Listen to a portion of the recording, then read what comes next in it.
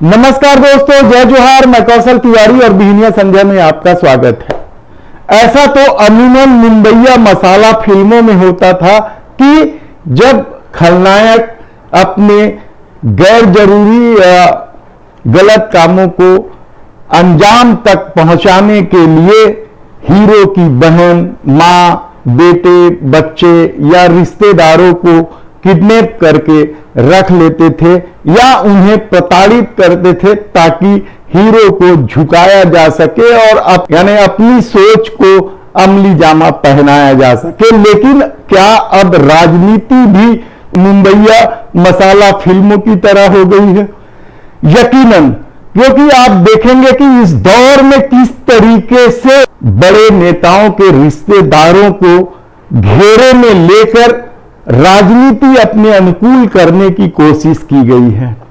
सवाल सिर्फ प्रियंका गांधी का नहीं है, हम आपको विस्तार से बताएंगे कि क्या है ये मामला।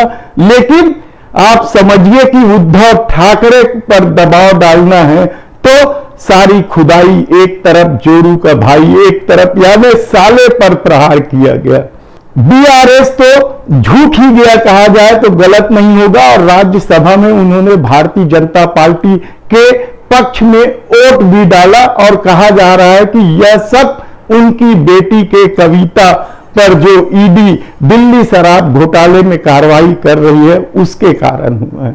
ममता बनर्जी के भतीजे अभिषेक बनर्जी के किस्से किसी से छिपे नहीं है। महाराष्ट्र के शरद पवार और अजीत पवार को लेकर राजनीति इस कदर बुनी गई कि अजीत पवार झुक गए या टूट गए कहा जाए तो गलत नहीं होगा। झारखंड में भी यही खेल हो रहा है और उत्तर प्रदेश के दलित नेता मायावती के भाई को लेकर भी इसी तरह की राजनीति गर्म है। यानी आप फेहरिस्त देखेंगे इस दौर में तो किस तरीके से राजनीति को अपने अनुकूल साधने के लिए मुंबईया मसाला फिल्मों की तरह नेताओं के रिश्तेदारों को घेरे में लेने की कोशिश की गई। यह कोशिश छत्तीसगढ़ में भी चल रही है। लेकिन मध्य प्रदेश में क्या हुआ?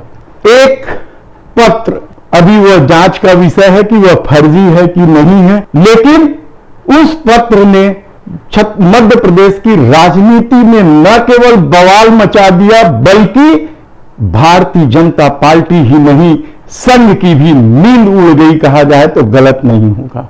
दरअसल कर्नाटक चुनाव में जिस तरीके से भ्रष्टाचार मुद्दा बना था और भारतीय जनता पार्टी बुरी तरीके से हार गई थी, तो क्या यह पत्र अब भारतीय जनता पार्टी के लिए मध्य प्रदेश में हार का सबब होगा?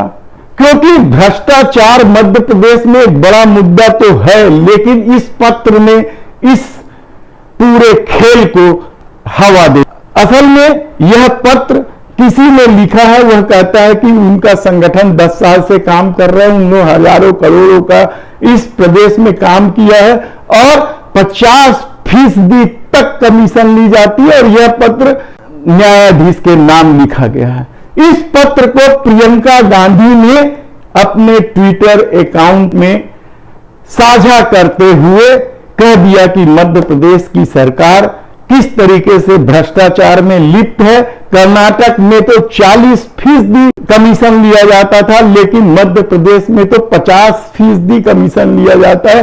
और इस प्रियंका गांधी के ट्वीट को कमलनाथ, जयराम रमेश समेत कई नेताओं ने साझा करना शुरू किया और यही चिंता का विषय बन गया भारतीय जनता पार्टी के लिए।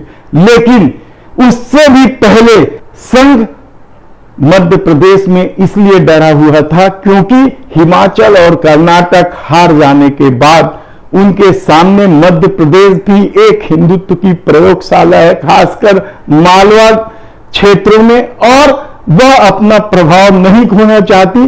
और जिस तरीके से प्रियंका गांधी की सभाओं में भीड़ थी, वह किसी भी विरोधियों को डरा देने के लिए काफी है।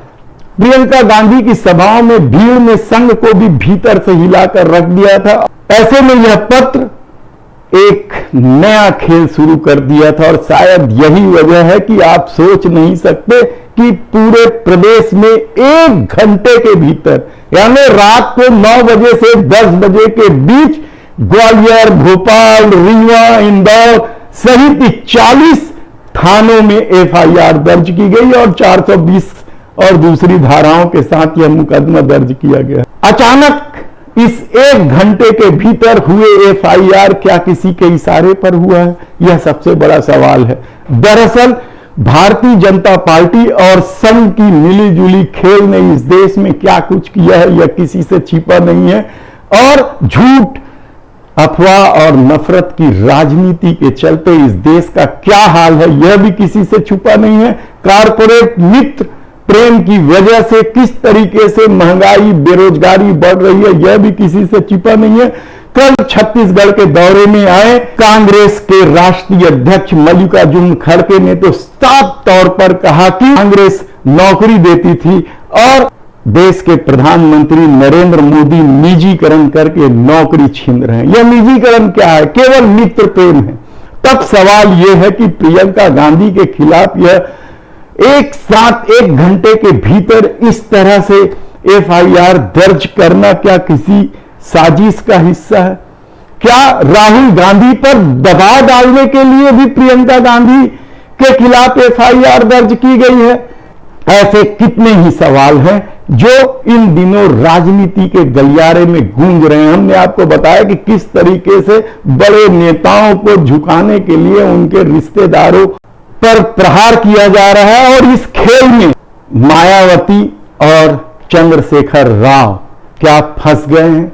हालांकि बहुत सारे नेता झुके नहीं हैं और कहते हैं कि झुकेंगे भी नहीं, और राहुल गांधी ने तो जिस ढंग से मोर्चा खोला है और भारत जोड़ो यात्रा के बाद अपनी छवि बनाई है और दूसरी तरफ देश के प्रधानमंत्री नरेंद्र मोदी की छवि लगातार बिगड़ती जा रही है, उससे संघ के भीतर घबराहट है। तो क्या 1 घंटे के भीतर एफआईआर संघ के इशारे पर हुआ है?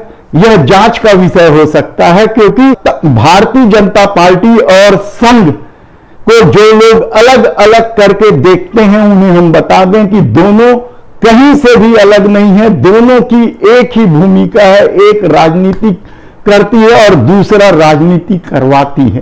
तब सवाल यह है कि क्या आने वाले दिनों में इस तरह का खेल खेलकर राहुल गांधी को झुकाने की कोशिश होगी? क्योंकि राहुल गांधी सितंबर में भारत जोड़ो पार्ट 2 शुरू करने वाले हैं और यह गुजरात से लेकर मेघालय तक जाएगा, जिसमें गुजरात के अलावा उत्तर प्रदेश भी महत्वपूर्ण पड़ाव होगा, जहां योगी आदित्यनाथ की सरकार है। तब सवाल यह है कि क्या राहुल गांधी को भारत जोड़ो यात्रा से रोक दिया जाएगा या मुंबईया फिल्मों के मसालों को राजनीति में नए ढंग से प्रयोग किया जा रहा है और वो और भी कई मसाले हैं, वह भी क्या प्रयोग किया जाएगा?